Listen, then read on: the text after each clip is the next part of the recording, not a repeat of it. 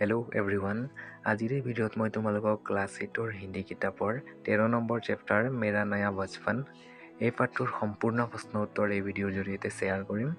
তোমালোকে কুৱেশ্যন এনচাৰবোৰ ভালদৰে নোট কৰি ল'বা, ঠিক আছে?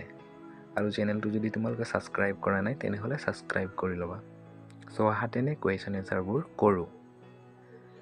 नंबर 1 निम्नलिखित प्रश्नों के उत्तर दो। को प्रश्न बचपन में ऐसा कौन सी विशेषता होती है जिसकी बार बार याद आती है। শৈশৱকালৰ এনেকুৱা কি এটা বিশেষ আছে যে এইবিলাক আমাৰ ইয়াদবিলাক ঘনাই ঘনাই আহি থাকে, ঠিক আছে? उत्तर बचपन में हम निर्भय और स्वच्छंद रहते हैं। हमें किसी का भय नहीं था, निडर होकर रहते थे। खेल कूद में मस्त रहते थे, निस्वार्थ भाव से सभी दोस्तों के साथ खेल कूद करते थे। बचपन के इन्हीं विशेषताएं बार बार याद आती रहती है, ठीक है? শৈশৱকালত আমি একদম চিন্তা ফিকিৰ নাই, একদম মস্তিছে থাকোঁ। সেইবিলাকতো মনত আহিবই ডাঙৰ হ'লে, নহয় জানো? সেইটোৱে বুজাব বিচাৰিছে, ঠিক আছে? খ নম্বৰ প্ৰশ্ন কৱয়িত্ৰী क्यों चाहती है कि उनका बचपन फिर से लौट आए। কবিগৰাকীয়ে কিয় বিচাৰে যে নিজৰ এই শৈশৱকালটো আকৌ ঘূৰি আহে বুলি। ইয়াৰ উত্তৰ হ'ব कवयित्री जब छोटी थी तब वे अपनी आंगन में बिल्कुल निडर होकर खेलती रहती थी। दिन भर इधर उधर निर्भय और निश्चिंत होकर रहती थी। उन्हें किसी बात की चिंता नहीं थी। रोने पर माँ उसे खाना खिला देती थी, चूम चूम कर उसे प्यार करती थी। बचपन की इन्हीं यादों को याद कर कवयित्री फिर से बचपन लौट आने का आशा करती है, ठीक আছে? কবিগৰাকীয়েও নিজৰ শৈশৱকালৰ কথাবিলাক ভাবে আৰু কয় যে আকৌ ঘূৰাই যদি আহিলেহেঁতেন সেই শৈশৱকালটো, ঠিক আছে? গ নম্বৰ প্ৰশ্ন বো প্যাৰা জীৱন নিষ্পাপ কা অৰ্থ স্পষ্ট কৰোঁ। বো প্যাৰা জীৱন নিষ্পাপৰ অৰ্থ স্পষ্ট কৰা বুলি কৈছে। ইয়াৰ উত্তৰ হ'ব বো প্যাৰি জীৱন নিষ্পাপ का अर्थ यह है कि बचपन में हर एक बच्चे के दिल साफ और निर्मल होता है। बचपन का समय ही एक ऐसा समय है जिसमें ना छल और कपट है, बिल्कुल निष्पाप है, ঠিক আছে?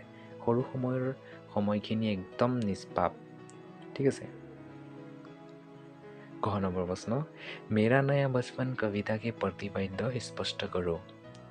ইয়াৰ উত্তৰ হ'ব मेरा नया बचपन कविता की कवयित्री सुभद्रा कुमारी चौहान ने अपनी बेटी के रूप में अपने ही बचपन के पुनरागमन का वर्णन किया है। बचपन एक अतुलित आनंद का भंडार होता है। बचपन में सभी का दिल साफ और निर्मल होता है। बचपन में हम निश्चिंत होकर रहते हैं, खेल कूद में बड़ा मस्त रहते हैं। कोई भी मनुष्य इसके आनंद और अनुभव से अछूता नहीं रह पाता। बचपन का समय ही एक ऐसा समय है जिसमें ना छल और कपट, बिल्कुल हमारा मन निष्पाप होता है, ঠিক আছে? মেৰা নয়া বচপন কবিতাটোত বুজাব বিচাৰিছে যে মানুহৰ শৈশৱকালত এটা মানুহৰ কি মনটো বহুত চাফ থাকে, ঠিক আছে? একদম নিৰ্মল থাকে, একো চিন্তা ফিকিৰ নাই, সেইটোৱে বুজাব বিচাৰিছে দেই। 2 নম্বৰ কুৱেশ্যন আশাই স্পষ্ট কৰোঁ, মানে ব্যাখ্যা কৰি লিখা। क नंबर बार बार आती है मुझको मधुर याद बचपन तेरी, गया ले गया तो जीवन की सबसे मस्त खुशी मेरी। এই বাক্যখিনিৰ অৰ্থ হ'ব ইয়াৰ উত্তৰ इस वाक्य का यह है कि आशय यह है कि कवयित्री सुभद्रा कुमारी चौहान ने अपनी बचपन की मधुर यादों को याद कर रही थी। बचपन की अतुलित आनंद, खेल कूद, निश्चिंत मन, निश्चल होकर रहना, ये सभी मधुर स्मृतियों का आनंद बचपन के बाद नहीं मिलता है। यही इस वाक्य का आशय है, ঠিক আছে? শৈশৱকালৰ যোনবিলাক নেকি স্মৃতি, যোনবিলাক আমাৰ মধুৰ মধুৰ হেৰি আছিলে, সেইবিলাক আমি ডাঙৰ হ'লে নাপাওঁ, ঠিক আছে? সৰু সময়ত আমি খেলা ধূলা কৰিছিলোঁ, এইটো ডাঙৰ হ'লে ক'ত পাৰিম? খেলা ধূলা কৰিবলৈ সময় নাপাওঁ, ঠিক আছে? ख नंबर प्रश्न मैं बचपन को बुला रही थी, बोल उठी बिटिया मेरी, नंदन बंशी फूल उठी यो छोटी सी कुटिया मेरी। এইটোৰ आशय स्पष्ट কৰিব লাগে। उत्तर इस वाक्य का आशय यह है कि कवयित्री ने बचपन की मधुर स्मृतियों को याद करते हुए यादों में खोई हुई वे फिर से बचपन को बुला रही थी। उसी समय कवयित्री की बिटिया माँ ओ कहकर पुकारने लगी। उसके पुकारने से कवयित्री की नंदन समान सी छोटी कुटिया फूल की तरह खिल उठी। उनके बुलाने से कवयित्री को ऐसा एहसास हुआ कि मानो उसकी बचपन फिर से लौट आया। ঠিক আছে, কবিগৰাকীৰ ছোৱালী এজনী আছিল। সেই ছোৱালীজনীয়ে যেতিয়া মা ও বুলি ক'লে আৰু সেই ছোৱালীজনীৰ কাৰণে তেওঁৰ ঘৰখন সুখী হ'ল আৰু তেওঁক সেই ছোৱালীজনীৰ পৰাই নিজৰ শৈশৱকালৰ কথাবোৰ স্মৃতিবোৰ মনত আহি থাকে। ঠিক আছে, আৰু তাক বহুত আনন্দ লাগে তাৰ ছোৱালীটোক চাই, তাৰ জীয়েক বুলি কয়, জীয়েকটোক চাই সুখী লাগে। ঠিক আছে, नेक्स्ट 3 नंबर निम्नलिखित कथनों में से सही कथन पर सही का चिन्ह लगाओ। ঠিক আছে, শুদ্ধ চিনটো ব্যৱহাৰ কৰিবলৈ কৈছে। মই ডাইৰেক্ট उत्तरবোৰ লিখি দিছোঁ দেই। क नंबर प्रश्न कवयित्री को बार बार बचपन की याद आती है क्यों? क्योंकि उत्तर हबतो आटू हब बचपन अतुलित आनंद का भंडार होता है। ख नंबर प्रश्न बड़े बड़े मोतियों से आंसू, यार उत्तर हब आटू जयमाला पहनाते थे। आटूत शुद्ध चिन्ह लगाई दिबा देई।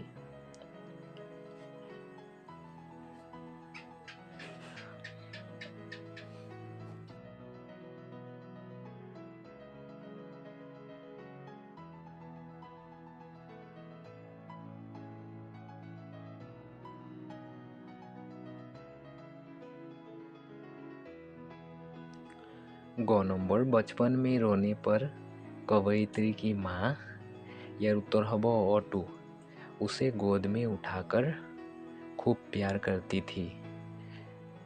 घ नंबर प्रश्न कवयित्री की बिटिया उन्हें क्या खिलाने आई थी?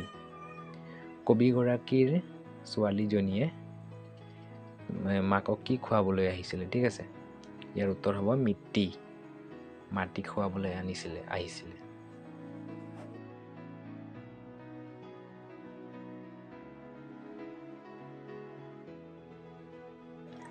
4 নম্বৰ ৰিক্ত স্থানক কি পূৰ্তি কৰ, মানে খালী ঠাই পূৰ্ণ কৰিব কৈছে।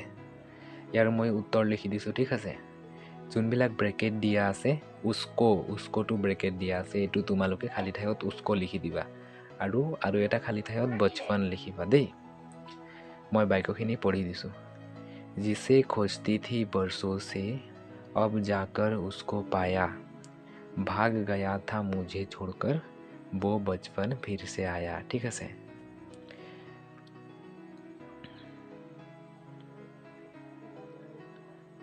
খ নম্বৰ উত্তৰে লিখি দিছোঁ দেই। आजा बचपन, ইয়াত বচপনটো হ'ব খালী ঠাইত। एक बार फिर दे दे अपनी निर्मल शांति, निर्मलটো হ'ব ব্ৰেকেটত খালী ঠাইত। ঠিক আছে, व्याकुल व्यथा मिटाने वाली वो अपनी प्राकृत विश्रांति।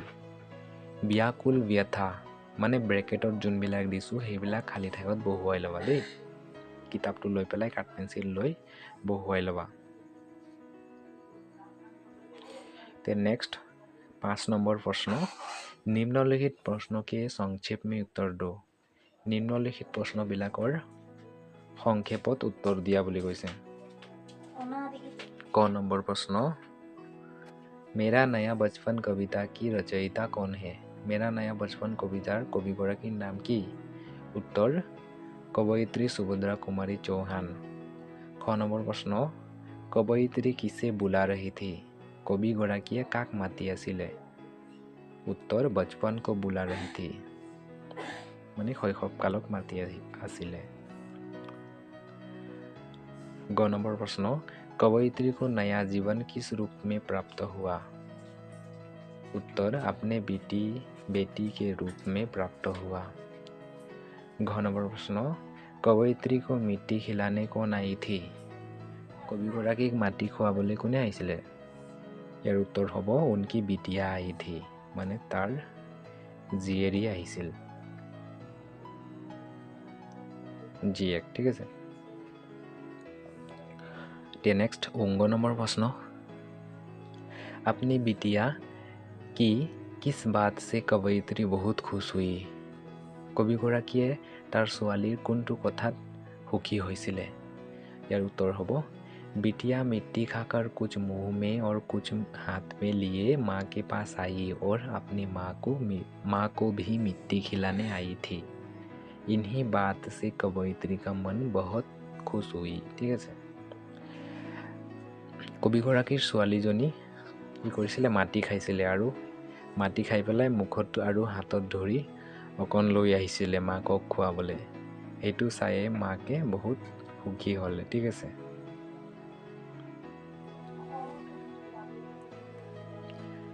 এই কবিতাটোৰ কবিগৰাকীৰ নাম হৈছে সুভদ্ৰা কুমাৰী চৌহান ঠিক আছে মনত ৰাখিবা এইটো দেই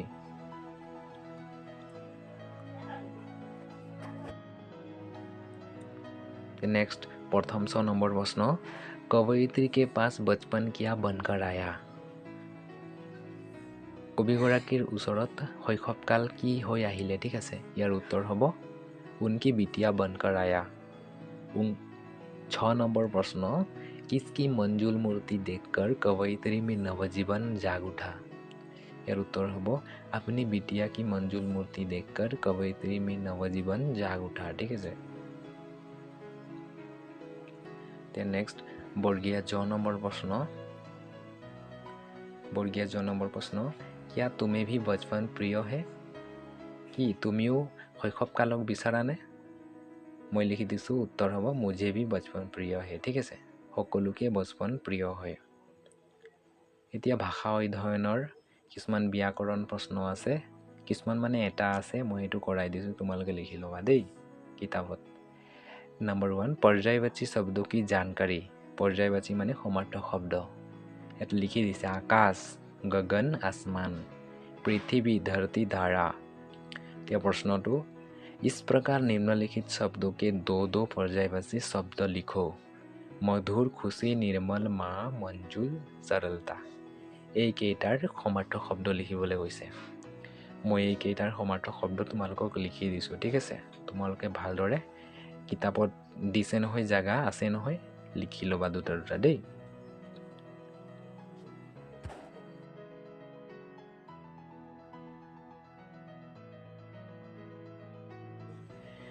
उत्तर मधुर मधुৰৰ দুটা সমাৰ্থ শব্দ হৈছে মিঠা আৰু সুন্দৰ খুশি आनंद हर्ष निर्मल पवित्र परिष्कार माँ मातृ दुर्गा मंजुल सुंदर मनोरम सरलता सरल और सीधा ठीक আছে सबरे মই দুটা সমাৰ্থ শব্দ লিখি দিছো তোমালোকে লিখি লবা দেই কিতাপত সো এই পাঠটোৰ मेरा नया बचपन पाठটোৰ সম্পূৰ্ণ প্ৰশ্ন উত্তৰ মই তোমালোকক কৰাই দিলো তোমালোকে কিবা যদি অসুবিধা হয় ভিডিওটো ডাউনলোড কৰি লবা দেই ভিডিওটো ডাউনলোড কৰি ভালদৰে লিখিবা সো আশা কৰো এই ভিডিওৰ জৰিয়তে তোমালোকৰ সহায় হয় সো সকলোকে ধন্যবাদ জয় আই অসম বাই